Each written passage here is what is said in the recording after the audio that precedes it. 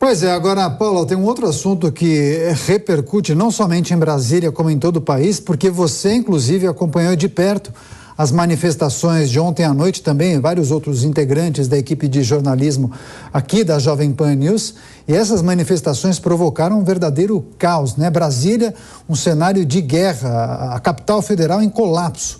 O que se sabe até agora sobre essas manifestações? Conta pra gente como estão as apurações por parte das forças policiais. Os autores já foram identificados? Porque durante todo o dia, o que eu pude observar, inclusive, muitos programas e telejornais aqui da Jovem Pan News trouxeram a informação de que pessoas acusam outros integrantes de se infiltrarem nessas manifestações. A gente, inclusive, tem as imagens dos atos lamentáveis que ocorreram no dia de ontem, mas vários grupos que se manifestam em frente aos quartéis acusam pessoas de fora, possivelmente de grupos de esquerda, de se infiltrarem e causarem esse caos, né? Causarem justamente essa situação descontrolada, atos de vandalismo que se proliferaram por toda a extensão de Brasília, sobretudo na Asa Norte. Gostaríamos de escutá-la. Exatamente, Daniel. Há sim essa possibilidade, essa hipótese de pessoas infiltradas nesse grupo que fez esses atos de vandalismo na noite de ontem. É exatamente isso que a Força Policial aqui do Distrito Federal está investigando. Até o momento, ninguém ainda foi identificado de forma que essa informação tenha sido divulgada. É possível que a polícia já saiba alguns ou todos os participantes desses atos, mas ainda não divulgou. É porque o que acontece? A Secretaria de Segurança Pública do Distrito Federal, inclusive, divulgou uma nota oficial hoje, dizendo e reforçando que todas essas pessoas estão sendo identificadas e que vão ser responsabilizadas criminalmente. A Secretaria só deve dar alguma divulgação oficial a respeito dessas identificações quando tiverem certeza de quem estava participando, inclusive com essas informações dos infiltrados, porque existe sim essa hipótese. De uma forma geral, Daniel, a apuração de tudo o que aconteceu ontem está sob a responsabilidade da Polícia Civil do Distrito Federal.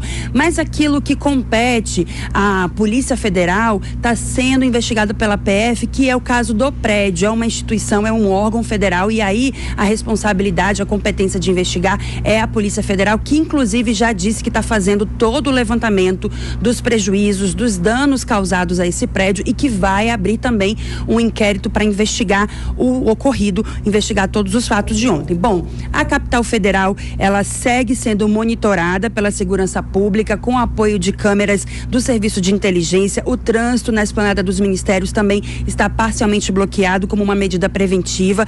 E, Daniel e Kalina, eu volto ainda nessa edição para dar mais informações a respeito de toda essa repercussão de hoje, justamente por conta do que aconteceu ontem aqui em Brasília, esses atos de vandalismo, mas principalmente a repercussão no meio político. Eu volto já. Tá certo. Paula Lobão trazendo as últimas informações da capital federal. Daqui a pouco a gente volta a conversar.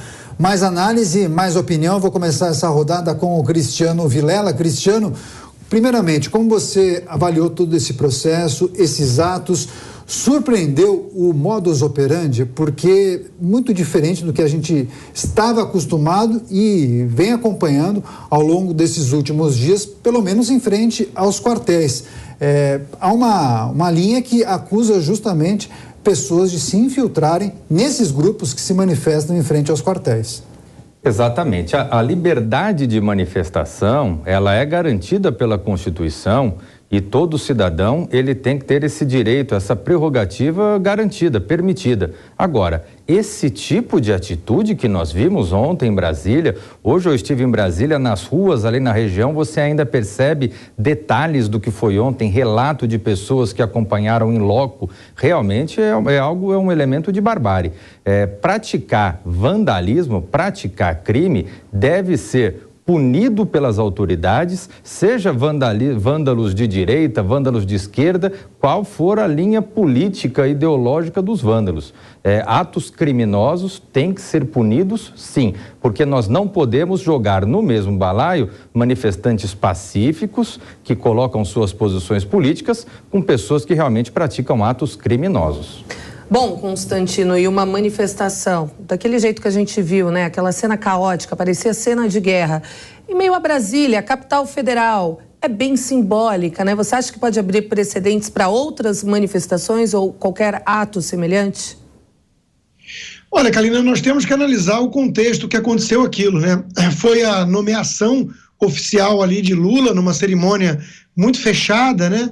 Em que o próprio ministro Alexandre de Moraes foi ovacionado por mais de 1 minuto, mais até do que Lula, né? E depois eles partiram para uma festa, né? Com samba, uma roda de samba, na casa de um famoso advogado que despacha com ministros do Supremo de bermuda, né? Um advogado ligado à turma do PT. Enquanto isso, uma ordem vem e manda prender um índio, que tem sido um crítico muito ferrenho do ministro. E, de repente, começa a aparecer ali pessoas que não têm o mesmo modus operandi, a mesma postura dos manifestantes que estão há 1 mês nas ruas e começam a causar esse caos. É óbvio que tudo leva a crer que houve infiltração, sim, de black bloc, de gente ligada aos próprios petistas. Eu sou a favor de uma investigação a fundo, punição severa, quebra de sigilo, e vamos atrás para ver quem é cada um desses que tentaram criar baderna e cometer atos terroristas. Espero que o Lula, presidente agora nomeado, deseje o mesmo grau de investigação.